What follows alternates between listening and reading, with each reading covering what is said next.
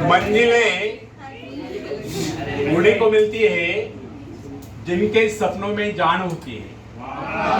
मंजिलें उन्हीं को मिलती है जिनके सपनों में जान होती है। यूं ही पंख होने से कुछ नहीं होता यारो, हौसलों से उड़ान होती है, हौसलों से उड़ान होती है। फ्रेंड्स, जिस समय जेन एडम्स ने कॉलेज छोड़ा था, उस समय उसके सम्मुख एक उद्देश्य था।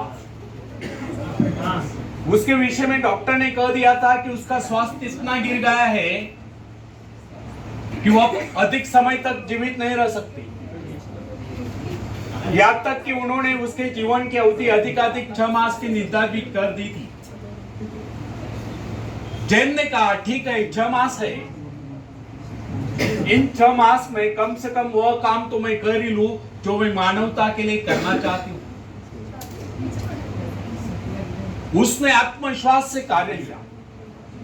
उसके अपने जीवन का उद्देश्य एक आश्रम की स्थापना का था।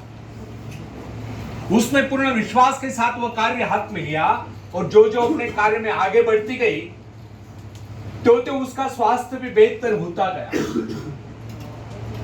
वह न केवल अपने उद्देश्य की स्थापना में सफल हो गई, अपितु 6 मास ही नहीं, वह कई वर्षों तक जीवित रही।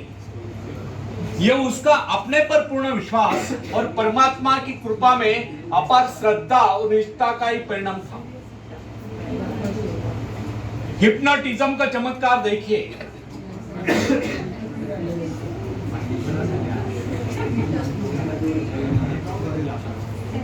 मैंने ऐसे व्यक्ति को भी देखा जो सामान्य साधारण था।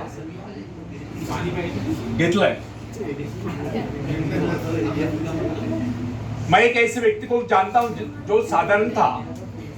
उसको जब हिप्नोटाइज कर दिया गया तो उसने वह कर दिखलाया जिसकी कोई कल्पना नहीं कर सकता। उसको 2 कुर्सियों पर लिटा दिया गया। एक कुर्सी पर उसके पैर, दूसरी पर उसकी गर्दन और सिर, बीच का भाग अधर में। उसने अपने ऊपर 7-8 आदमियों का भार उस अवस्था में झेल लिया। अब आप ही बताए कि उसमें अतिरिक्त बल कहां से आ गया था। ये केवल उस व्यक्ति का करिश्मा था जिससे उसको हिप्नोटाइज करके उसमें यह विश्वास जगा दिया था कि वो ऐसा कर सकता है। यदि उसमें ये आत्मविश्वास न भर दिया गया होता तो वो अपने ऊपर एक आदमी को भी नहीं बैठा पाता। फ्रेंड्स, यदि मनुष्य में आत्मविश्वास नहीं है तो वो कितना ही परिश्रम क्यों न कर ले, वो प्रगति के पथ पर आगे नहीं बढ़ सकता। सफलता केवल आत्मविश्वास का अनुकरण करने वाली चीज है। मनुष्य के संकुचित विचार उसके असीम शक्ति को सीमित कर देते हैं। जो जो मनुष्य में आत्मविश्वास की वृद्धि होती जाती है तो उसकी कार्य शक्ति बढ़ती जाती है। मनुष्य की कार्य शक्ति का माप उसके उस तार से किया जाता है जिसके माध्यम से अपने सृष्टा से जुड़ा होता है। यदि उसने अपने आत्मविश्वास का वो तार छोटा कर लिया तो उसमें शक्ति भी थोड़े समय के लिए आएगी। अब्राहम लिंकन के विषय में कोई किसी प्रकार का अनुमान नहीं लगा सकता था। वो दिखने में बहुत ही सामान्य सा व्यक्ति था,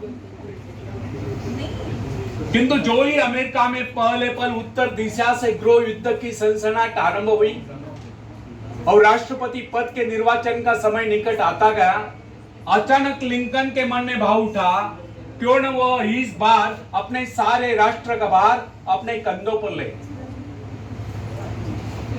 बस फिर क्या था, विचार आते उसने निश्चय किया, उसका आत्मविश्वास जागा और राष्ट्रपति पद के निर्वाचन के लिए प्रत्याशी बन गया।